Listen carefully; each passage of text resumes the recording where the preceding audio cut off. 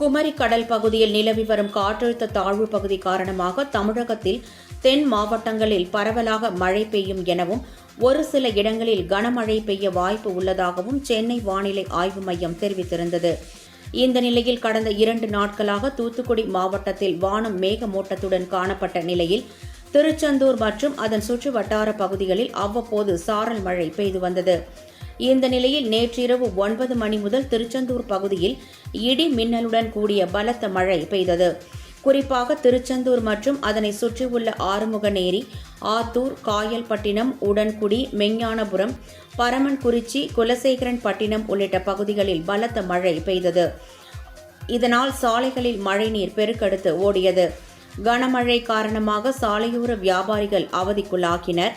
திருச்செந்தூரிலிருந்து தூத்துக்குடி, திருநெல்வேலி, கன்னியாகுமரிக்கு சென்ற வாகனங்கள் சாலைகளில் தேங்கியிருந்த மழை நீரில் ஊர்ந்தபடி சென்றன.